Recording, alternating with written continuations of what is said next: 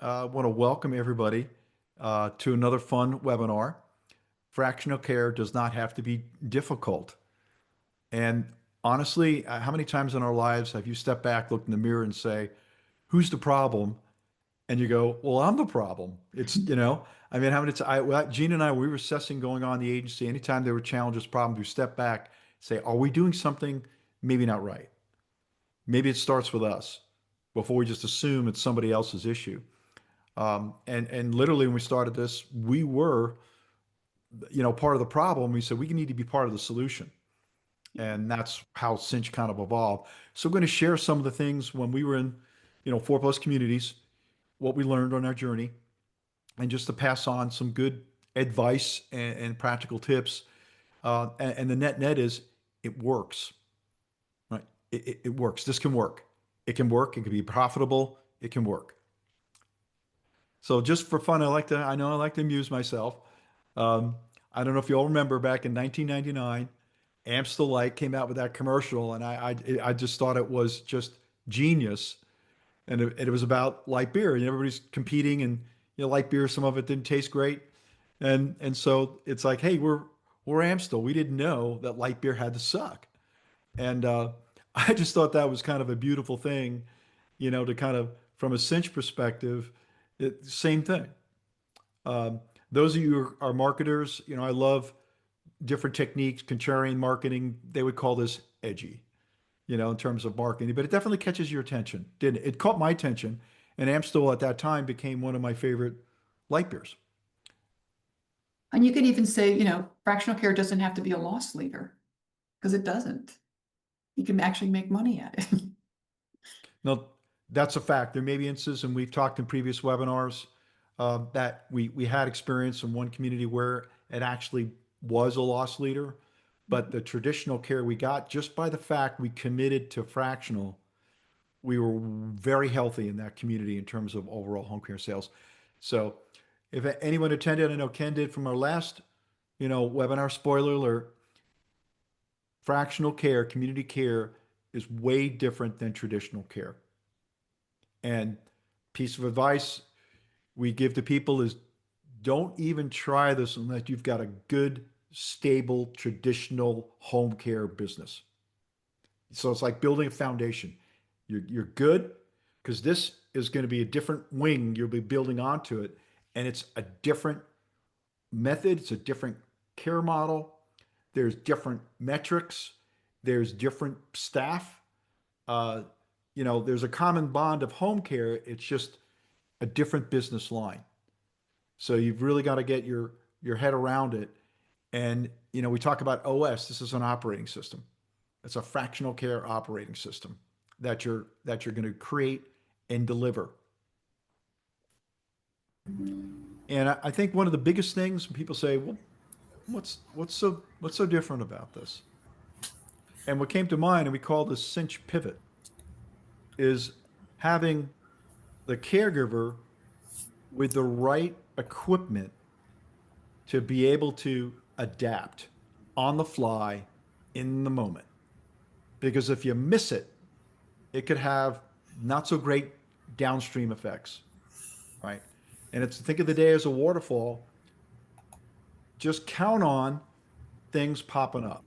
You can have the perfect schedule, but our experience is that that's just a construct. And then real life strikes, delays, call outs. You guys all know that from traditional. It's just that it's much faster in a fractional because you're talking about 5-minute visits, 7-minute visits, 15-minute visits. It's very short. And instead of one client being delayed, you could have 3, 4, 5 are now delayed because one person didn't show up, showed up an hour late. It can cause a huge ripple effect. Yeah. And Gina's nailed it. And as we're progressing Cinch, we're going to infuse more AI into it so it adapts kind of for you and the caregiver just can kind of confirm it. But today the tools are there, and this is a common thing. There you have a caregiver, and she would more likely be with a client, but say I'm delayed, and their teammate can take it. So we we learned that unscheduled visits happen frequently, and we needed a technology to enabled to adapt with that. And the biggest thing is caregivers working as a whole.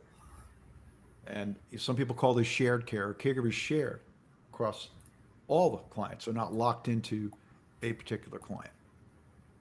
I'm going to let my co-founder speak to this one. So it's you have to adapt to this new business line. Just like when you started your home care agency, when you started working there, you have processes and how do you do it? So you need to develop how you're going to offer these services. It's very different. Setting the expectations up front is really important. When we've talked to agencies or when we've gone into a community because we were asked to take over from another agency, it seemed pretty uniformly it was they said yes to everything. You want that? Yes. You want an hour at 8 o'clock? Yes. And they kept saying yes instead of stepping back and saying, wait a minute, let's set our priorities. In our mornings before 9 a.m., we never offered a visit longer than 15 minutes. You have a great mass of people, most of your clients, if they need morning help, need a medication reminder, help getting dressed, you want to serve as many people during that time. You can do showers later. You can do cleaning up the apartment later. So you triage, it's the nursing being, you triage, so you use the most of your resources. So you don't have to add another caregiver to come take the trash out at 7:30 in the morning. And from there, from when you set the expectations with your clients and your caregivers, then you can establish the metrics. So, and one of the biggest ones is caregiver utilization.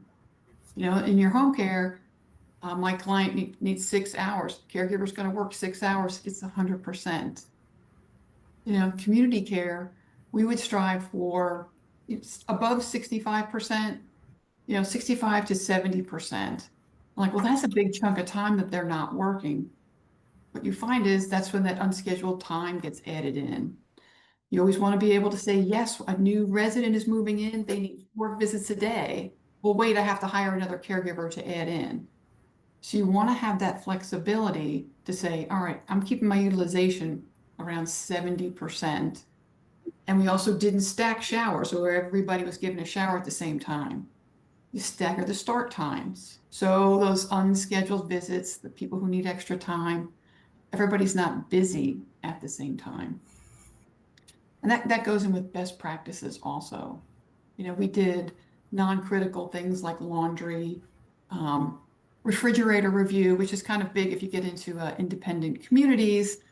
They all take their little white boxes back to the refrigerators, and after a week, they have a lot of white boxes. So we call it refrigerator review. And that was done in the afternoon during a quiet time. And maybe when a safety check, the family said, I'd like a safety check. So we would go in and do a quick refrigerator review at 2 o'clock in the afternoon. So, and in 2025, technology is key. I mean, we know a number of our customers come to us that are using paper because their technology is built for home care, that one-on-one, and it works really well. But when you're trying to assign 8, 10, 12 visits to one caregiver, and then that caregiver calls out or doesn't show up, and you have to reassign all those visits, it's time consuming.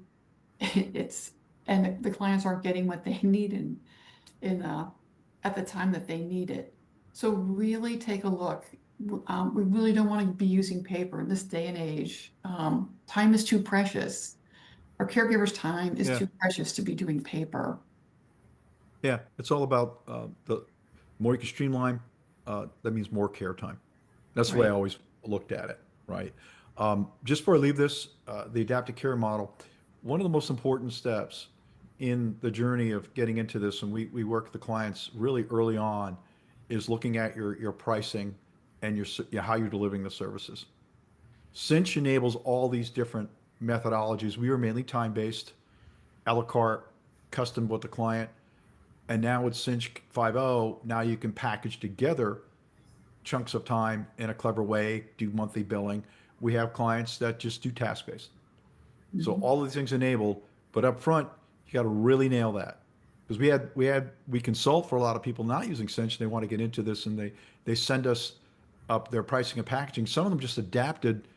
The competitor that failed went out, but they didn't give it any thought. Well, how am I going to deliver this? How am I going to measure the effectiveness of it? And they come to realize they really don't have the technology or the process in place to do that. So it's all got to work together. And good news, we try to reduce the complexity when we work with our clients to kind of, okay, that's where you're going to do it. Can you easily explain it? Yes. And then, okay, how are we going to let our caregivers deliver it? And how are we going to let the families know it was done when it was done and be properly billed? It's all got to flow together. So a really important thing, you got to love AI. Um, we talk about metrics. Somebody posted it, and I may attribute this to Home Care CEO Forum. People come before metrics. So your first order of business is people. Makes sense. I mean, home care, Gina, I've said this on previous, geniusly early on when I was Mr. Marketer, biz dev, she goes, remember something, we're nothing without our caregivers and our staff. So they were number one, always at the forefront. So in terms of when you're in this journey and you're going to be delivering fractional care in a community, okay, you need to establish the metrics, the health. Am I profitable? Is this working well? Are people happy? Is my staff happy? The client's happy? The community care, the executive director happy? So the first order we did is we had regular scheduled meetings with the community staff. The executive director, they typically have a health and wellness or community care coordinator at least once a month, checking in. In some cases, some of the communities, Gina as kind of head of care, there would be biweekly care coordination talking about residents. So really, really tightly coupled. Um, Both Gina and I would meet with the staff. Once a month, I would go to the caregivers. I'd bring in some lunch and bring in some dinner because they were in shifts and be in the caregiver room and just hang out. How's it going? Technology working for you? Because at that time, since version one, I was, we're not only doing this, but we were enhancing in an agile-like fashion the technology to match the way the caregivers were doing it. Um, Meet with the clients for feedback. We have once a month socials with our care team. We partnered up with uh, home health and others just a monthly basis. And we are big advocates of, you see in the background those little cool things, working with Home Care Pulse now Activated Insights. So the Activated Insights would survey our caregivers and would survey our clients. And so we had both electronic and face to face. So we just really wanted to maintain a good pulse because we've had some of our customers lose communities because they lost touch with them. And the next thing you know, they bought in a competitor to kick them out.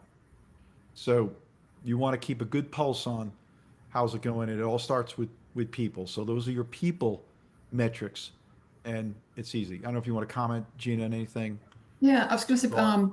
when we would meet with the community, we always wanted input from dining and housekeeping because they had different perspectives. Dining would say, if I haven't seen Mrs. Smith at a meal, housekeeping would say, look at the condition.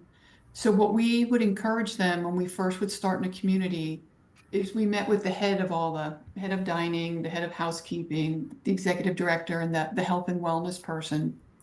And we'd say, please encourage your staff to come to you. So we don't want to talk about the residents. And we wanted to keep, this is their community and we were a partner there. So if the dining staff noticed anything, we asked them to bring it to their boss, bring it to the head of dining, who would then bring it to our meetings. So we weren't talking to Smith. We Sure. were we were coming up with ways to help. And that way that they felt, well, I don't want to say anything. I don't want to talk about the condition of her apartment. But is there a reason? Is there something we can do to help? Is that person not coming to dining because they're having difficulty changing their clothes and they don't feel like they're properly groomed? So once we explained that to them and they took it to their teams were very comfortable coming to them and saying, I'm noticing this. and we could all work on it together. We can get home health involved. And that communication, they felt good, like we're here to help. We're all on the same team.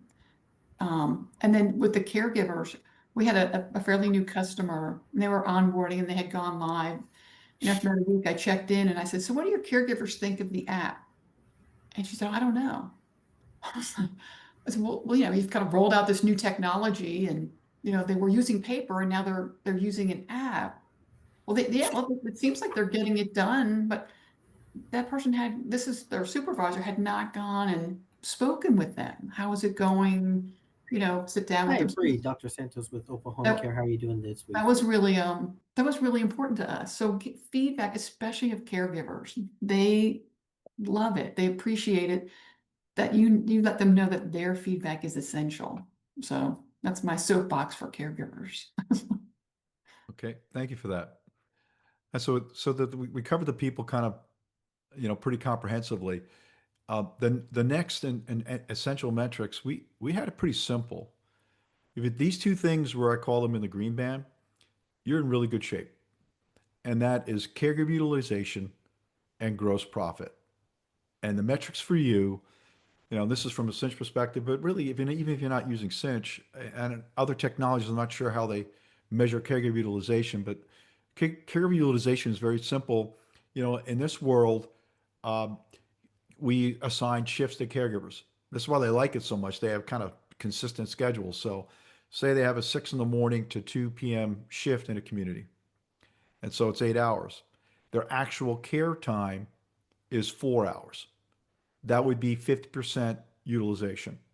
And the green band, we averaged in the upper 60s to 70 is a really good number. And gross profit, you should be around the 50% mark. The other influencing factors, of course, is how much you're paying your caregivers and how much you're charging for this. Mhm. Those are all factors that influence gross profit. But those are your two metrics. And if you're 60% utilization and you're 60% gross profit, you're rocking. And, you know, it, your financials are solid. Well, you know what? Can I go back to that real quick?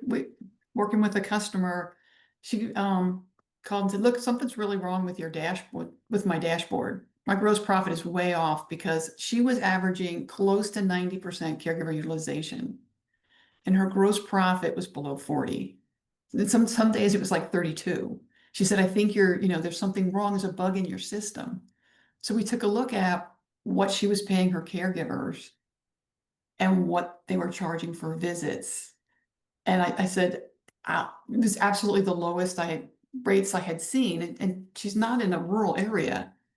I said, typically she was almost half of what most people are charging for a 15-minute visit. And she was stunned. She had said, "I've been doing this a long time. We took over from another agency and we've been kind of slow to raise prices." I said, "If you're paying your caregivers this," and so we have a forecasting and analytics that show you your visits and say, "Hey, okay, for the month of September, if I increase my 15-minute visit by $1, what does that do?" And it'll show you your new gross profit. If I give my caregivers a raise, what does that do? So they'll give you your number. So she's now going back and doing some hard looking at what she's charging. Um, it was very interesting. She was just like, "Oh my gosh, they're working so hard and we're really not making any money."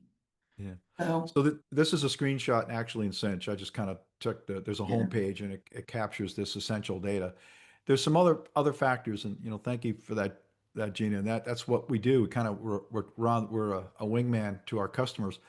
Um, you can establish some indicators that can be very helpful that we've learned in the fractional care world, like your average revenue per client. Good to know. And just to give you a benchmark, when I data mine, I look about our experience and what we're happening with all our customers. That number should be about a grand per client on average Per month. per month. And the average number of clients, percentage of overall property census. This is very interesting because when you get into the community and you're doing fractional care, uh, we notice kind of interesting consistent percentages, but somewhere between about 12.5% to 15% times the number of fractional clients will be your traditional. Yeah. So say you had 40 clients and 15%, you should have like five traditional clients, and you'll find that the traditional revenue on average should be about 65% of the overall revenue compared to 25% fractional.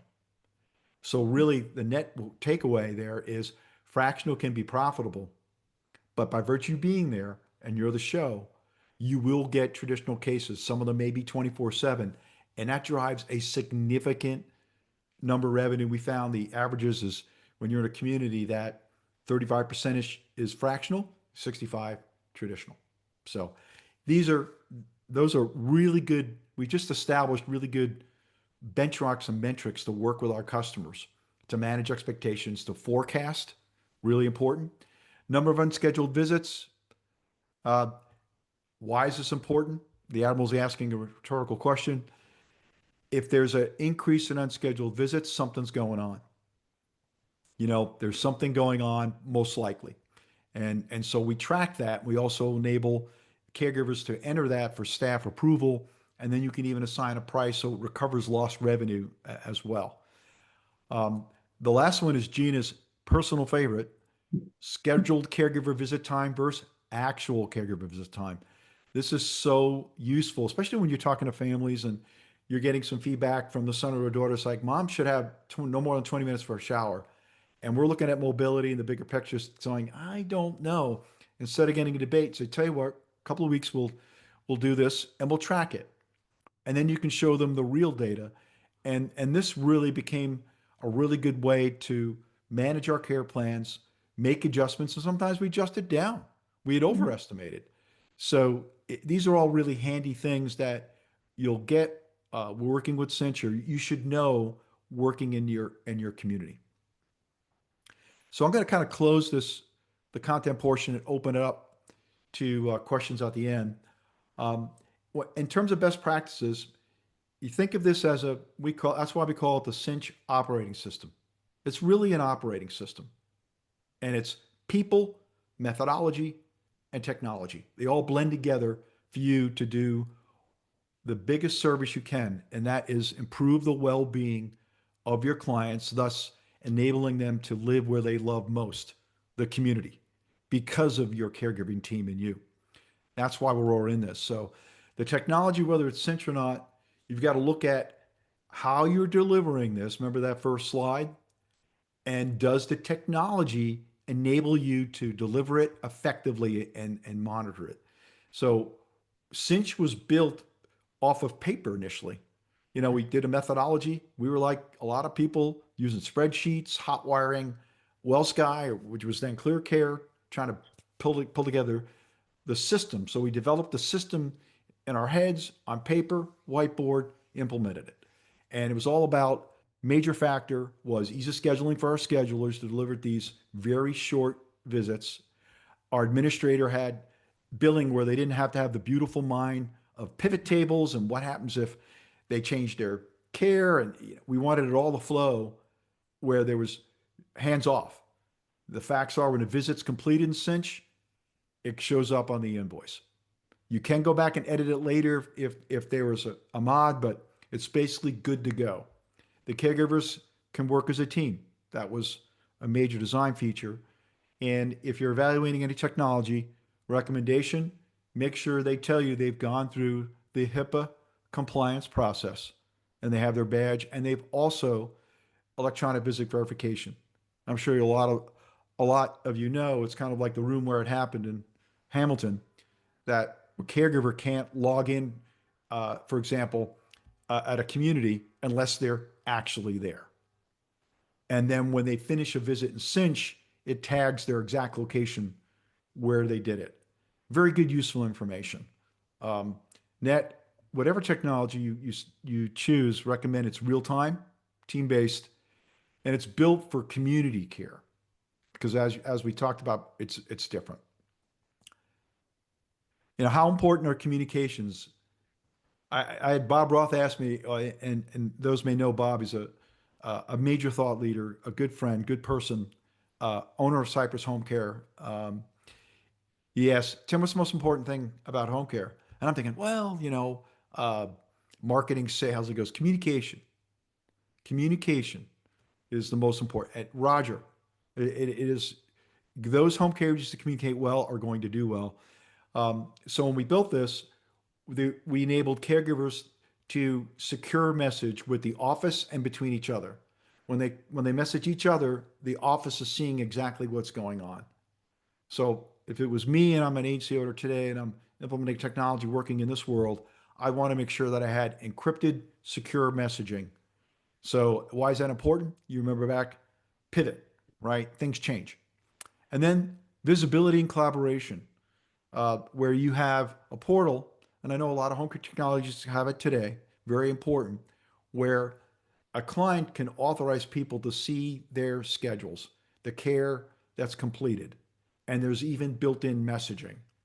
And that is so important because, elder care is a team sport. And you could have the community part of this, your office, the family, all viewing what's going on and all communicating. So those two essential factors. And in marketing and sales, best practice, in previous webinars, we talk about this, clarity. If you can't describe your pricing and packaging where it's simple and people get it, then you probably step back and take a look at what you're doing. It should be very clear where you can hand this little brochure to somebody and they go, ah, I get it. The simpler, that means it's probably easier to implement in your system. And then how often are you present in the community? Best practice, you saw across the board, we were there at least once a month, twice a month. Of course, our care teams are there daily, but you have a process, an OS, where you're touch pointing, working with the community, participating in events. And then here's the bottom one to all of you that are doing this. And I know we have Del Roma, we actually have a community, which is awesome, here with us today. But if I'm a home care agency, how much are you being leveraged by the community in their sales process? And if your answers were not, I would get involved with that. You're an asset. You know, you're asleep at night. If someone's coming into the community, mom and dad, that they have you to help them if need be and improve their ability to stay where they want to be. So you should be in the best practices very active and little check boxes next to each one of these. So to kind of wrap this up, and then we'll open it up to into Q&A. You know, expectations is so important. And in previous seminars, we talk about plotting a course for success in the community is to sit down and be very clear on what you can and can't do, set the expectations with the community, the leadership on your role, what you do. Um, that is just so important. Thank you, John. You will have the recording to you, Mr. John Rogers. You have a great day and God bless you for what you're doing. Um, establish communication norms. Yeah, I mean, I remember Gina we were very clear on this and say how to communicate with us and what to expect in terms of messaging, emails.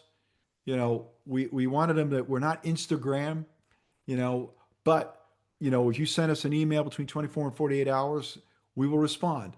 Do not put anything that's critical in an email. It should be a phone call, honestly, if it's very critical to care. Messaging. So we kind of established ways to communicate and expectations. Um, establishing scheduling discipline and best practices. Very important, obviously, to establish how your schedulers schedule and then how do you measure success? Caregiver utilization, for example. We talked about feedback. Don't put your head in the sand. In fact, be visible. Ask for that feedback. People really respect that. And sometimes you're not going to get good news. And sometimes they say something and maybe a little off course, but it's great to get that feedback because if there's a difficult situation, we try to turn them into learning opportunities. What did we learn? And also maybe the client, based on your feedback, will learn something. And then measure often. Every month, the activated insights, the staff knew I read it cover to cover, the report. I read Now, if you're a big company, 10 million, then you need to delegate that, but collect your feedback and look at it, measure it. And in the green band, you got gross profit in the 50 or greater, caregiver utilization, 60 or greater. Your surveys are coming back 9.2 and above across the board for both client. You're rocking, right? You're rocking. So part of your whole game plan playbook should be how you're measuring and the health of the community and how you're doing. And I think this is a great, and I'm going to attribute this to Gina, our co-founder. What do we learn? Run the community. Don't let it run you. Because initially when we did this, it was running us and it was going to run us right out of the community, or we were going to run out of the community. And we just regrouped, said, we know we can make this work. What do we got to do? And then we went to taking the point out of community, and that's where things all kind of fell into place. It is 1:35. That gives us, I'm very conscious of what you're doing and taking even a half an hour of your day. It means a lot. So I just want to open it up to anybody want to throw a question at us. We love to help people. Caleb, thank you so much for joining. We Yeah, look forward to Caleb. catching you up at some point. Yeah, Caleb's part of a community, great community. We love working with communities. We love working with, we were home care agency owners like you guys. So it's cool to get different perspectives, you know. Questions, anybody? All right, Ken. You, you know, Yeah. you guys have spoken at a previous webinar about um the caregivers that do well in this type of an environment. And from everything you described, it's a little different than maybe the caregivers we normally work with. You need somebody who's going to be uh, a bit extroverted, Mhm. that can think on their feet, that can bob and weave, and flexible and do a lot of in a team player, somebody who can work with a team. How did you find caregivers like that, or did you gear, your ads looking for that particular caregiver? I'm just curious how you. We did. We did gear the ads. We described it. We said, it's home care. However, now you have the opportunity to work with many. And we described that, they Okay. are walking around a lot. It's not for somebody who wants to sit. The ones that love to sit and, have a 2-hour conversation with the client, it's a different personality. Um, like extroverted was very important. And we also had to teach them how to do a brief visit, but to never make it feel rushed. It should, I have 10-minute visits, we got to get going.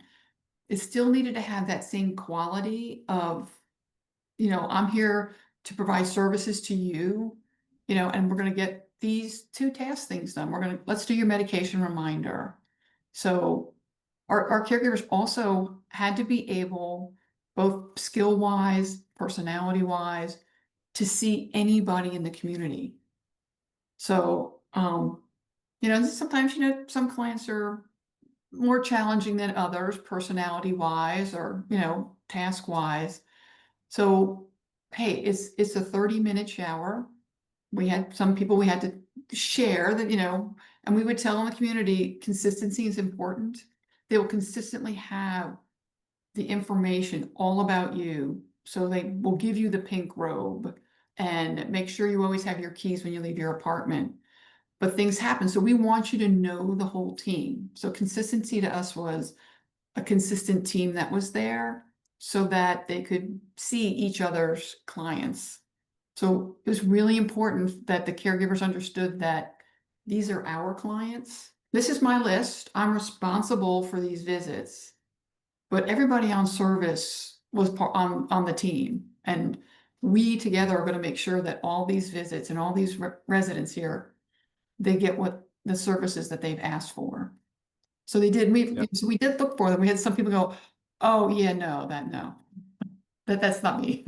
Yeah. I don't want to do that." Kim, when I post access to the PDF and Uh, the blog, actually, our blog, and if you go to our website, has all the details I talked to. So you don't need to download anything. It just, I encourage everybody on the call. I'll remind people in the email about just visiting the blog. But I'll put a profile. I think I've got a profile for an ad, and even an ad advertisement Yeah. for a caregiver. Um, and to bridge what Gina's saying, so on the other side of that, the expectations, we made the residents aware that I know you may have a favorite, but this was a team effort. Yeah. And they all got it, especially during COVID times. They were like, okay, I completely understand. So it's They liked it when they didn't have to explain, I drink tea, I don't drink coffee, that, so it was making sure that each caregiver on those task sheets had the information. So they weren't saying, oh, hey, it's your 9 o'clock visit. What am I supposed to do here? That they had the very specific, yeah, make sure she has her lipstick on before she leaves her apartment. yeah. The That's essential yeah, things. the client insights. So in the caregiver mobile app at the top, it's caregiver insights. That's all that special little things that Yeah. if you don't document it, then the caregiver's not going to know. So if it's a newbie, they're not going to know those things. So that's a really handy thing. So I'll post that, Ken. I'll dig out of the archives, and everybody can see it. Thank you both. Um, yeah, Yeah. thank you for asking a question. Anybody else? Well, we really appreciate everybody taking time out of your busy days because we know they're busy days. Yeah, yep. I will follow up with everybody with a link to the recording and a PDF of the presentation. And any questions or any help, just shoot us a note. But yeah, I echo what Gina said. Thank you for what you all doing, and enjoy the rest of your day.